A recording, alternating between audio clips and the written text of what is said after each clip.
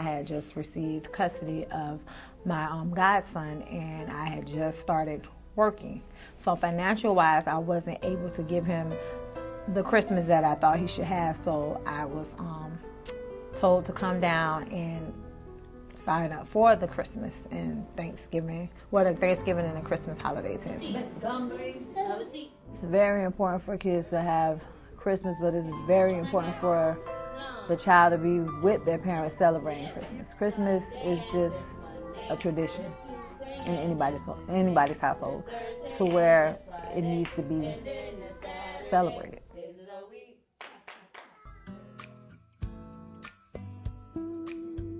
I had already applied here, but I hadn't gotten the call, and I was really noticing that I was getting low, and I remember my baby had gone to the bathroom in her diaper, and I changed her, and I went to get a new diaper, and it was the very last one in the box. And then I looked at my money, the money that I had left, and I realized that I had just enough to get another bag of diapers. But what that meant was that if I got these diapers, what was she gonna eat? And that was, when I put on those diapers on her, I realized that it was like, this is a crossroads. I cannot fail her, and I could do anything else, but not being able to feed my daughter, that I cannot do.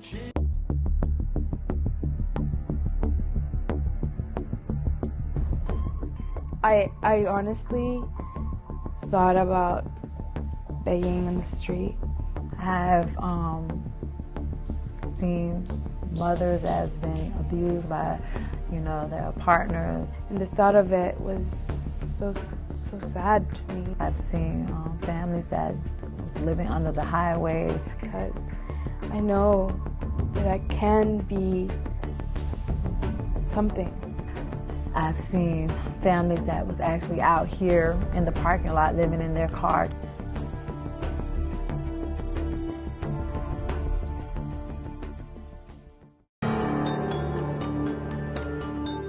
Well, after I got custody of my godson, I lost my job. I just had to start all over again, and it was to the point where I wanted to just give up. I felt like I was pushed into a hole, and I was trying to climb out and couldn't climb out. But something just said, you know what? It's time for you to get up and get on your feet and do what you got to do. Because I wasn't living for myself anymore. I was living for my godson, and I was living for my child, my unborn child. If I couldn't take care of him, who was going to take care of him? Who was going to go into the system? And I was not going to let that happen.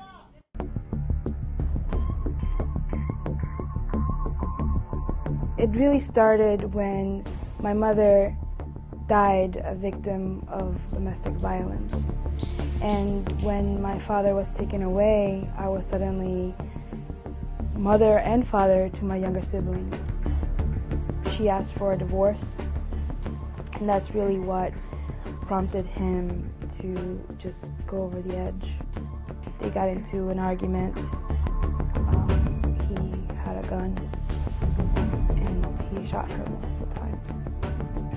I remember one day, my brother, my sister, and I went to sleep, and we were woken up at 5 o'clock in the morning by the police, telling us that my mother had passed, and that they needed me to go identify the body. When I got pregnant, it was, I started feeling really sick right away. And I went to the doctors, and my blood pressure was through the roof. In fact, they said, "You are being hospitalized right now." They put me in total bed rest, and they basically said that I was going to be there until my daughter was born. I was there for 2 months, but during that time, things were happening, and I could not control them, really, because here I was, bedridden. And then my workplace, they were a very small company, and so they didn't need to offer me maternity leave. Once you have the baby, you either come back right away or you're forfeiting your job. And since my daughter was born prematurely and with a lot of complications, there was no choice of the matter. I had to be there for her.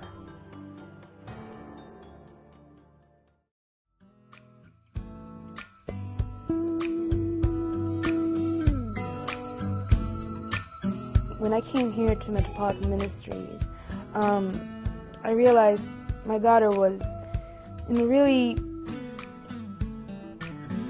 up in the air place. She didn't speak at all. And she was a little feral. My relationship with Melanie has not only been within Metro, but it's been outside of Metro. I actually sat with her, and we talked about Beauty and what she did, and she talked to me about all the different things that are out there. I can relate to being a special needs child. I mean, my daughter, after being in her classroom, she said her first words here at Metropolitan Ministries.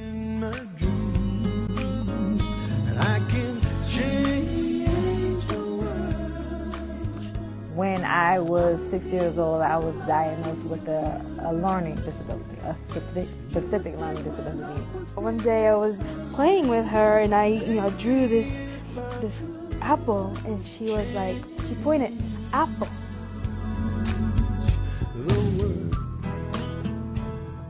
She was one of my best parents, and I'm getting emotional because I can now remember the homemade card that she made me, her and Yuri made me, and told me thank you for everything, and I never had anyone do that for me. I feel like now that I'm on the path, I know what it feels like to be that person, but I also know what it feels like to help somebody else out. To say, I've been there where you're at, and I can give you a hand. And even if it's, just words of encouragement, or it's like saying, yeah, here, I've got $5. Whatever it is, everybody has something that they can give to make their neighbor stronger. And when they do, we have a strong community. And that's a gift. And that's what Metropolitan Ministries, I feel, brings. It's a strong community full of people that are looking out for each other. And I hope that you are too. When I look out my window. The stories of Miss I and Melanie illustrate lasting impact. And their stories haven't ended, just like the story of Miracle Place isn't over. We're going to continue to grow. Miss I is going to continue to grow. Melanie's going to continue to grow. They're going to continue to give back. They're going to continue to make a difference in lives. And their story isn't over, neither is ours.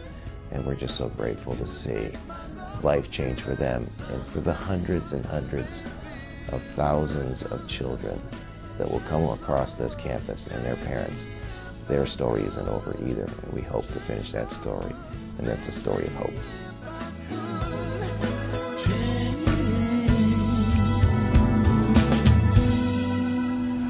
The